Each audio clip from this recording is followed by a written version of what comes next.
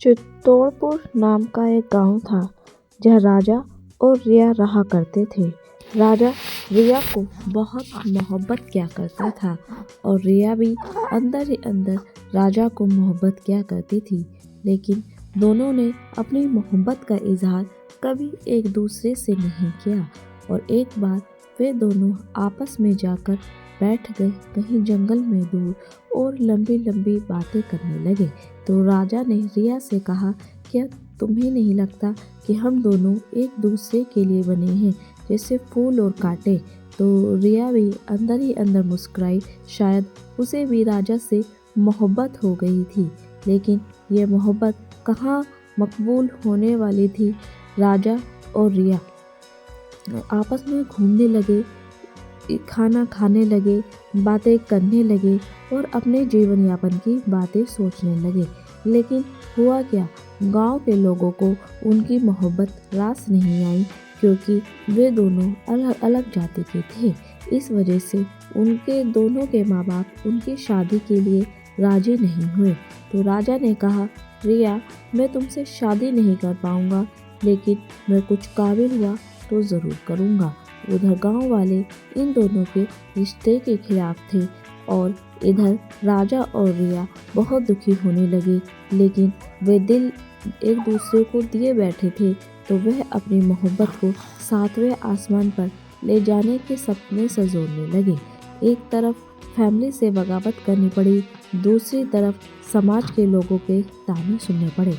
लेकिन राजा ने रिया से वादा किया था, अगर मैंने तुमसे प्यार किया है तो मैं निभाऊंगा ज़रूर। उधर रिया भी कहने लगी कि मैं तुमसे इतनी मोहब्बत करती हूँ, अब मैं तुम्हारे बिना रह नहीं पाऊंगी। राजा को उसके घर वालों ने इनकी मोहब्बत परवान ना होने देने के लिए राजा को बाहर पढ़ने के लिए भेज दिया।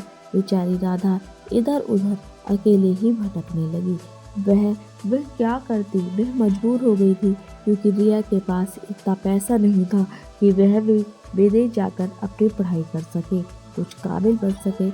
लेकिन राजा ने उससे वादा किया था कि एक दिन मैं आऊँगा ज़रूर और तुम्हें अपने साथ लेके जाऊँगा। इधर रिया भी धीरे धीरे बड़ी हो रही थी। वह राजा का इंतज़ार कर रही थी, लेकिन राजा कई वर्षों के बाद भी वापस नहीं आया था। वो दिल ही दिल सोचने लगी, क्या राजा अब मुझसे मोहब्बत नहीं करता है? क्या वो अपना वादा पूरा नहीं करेगा? क्या वो कभी लौट कर भी आएगा? मैंने अपनी जवानी उसी के इंतज़ार में निकाल दी। इधर रिया के माता पिता उसे शादी को लेकर दबाव बना रहे हैं, लेकिन रिया ने जो बचपन में राजा से एक दूसरे से वादा किया था, वह उसे निभाना चाहती है और राजा से ही शादी करना चाहती है। लेकिन होता क्या है, कुछ और।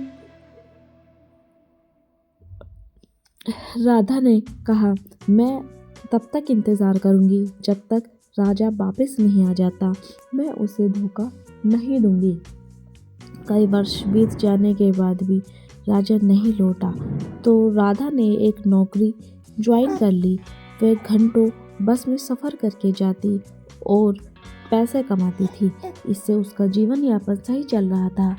उधर उसके माँ बाप ने उसे बहुत परेशान कर रखा था कि अब वह नहीं आएगा, लेकिन राजा वापस ज़रूर आता है।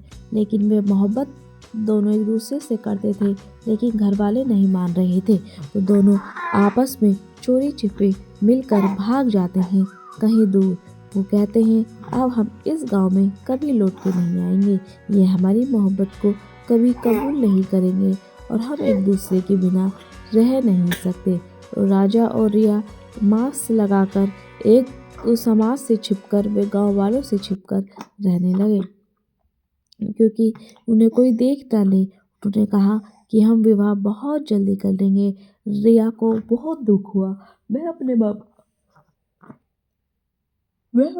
बाप को कभी धोखा नहीं देना चाहती थी, ना ही उन्हें परेशान करना चाहती थी, लेकिन वह मजबूर थी अपने दिल के आगे, क्योंकि राजा और रिया आपस में बहुत प्यार करते थे। उनकी लंबी लंबी कहानियाँ, उनके बचपन की यादें उनके साथ थी और वे एक दूसरे के बिना रह नहीं सकते थे।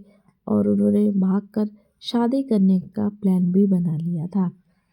इधर गांव वाले उन्हें ढूंढ रहे थे।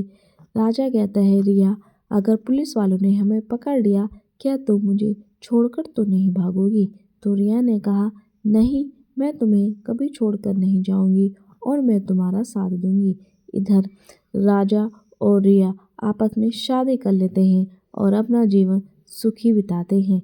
हर माँ बाप को अपने बच्चे की बात माननी चाहिए ताकि उन्हें अपने बच्चों से अलग रहना पड़े। इधर ये दोनों आपस में घूमने फिरने लगते हैं और अपना आप को खुशहाल जीवन में डाल लेते हैं। इधर रजिस्टर शादी करके दोनों रिया और राजा अपना जीवन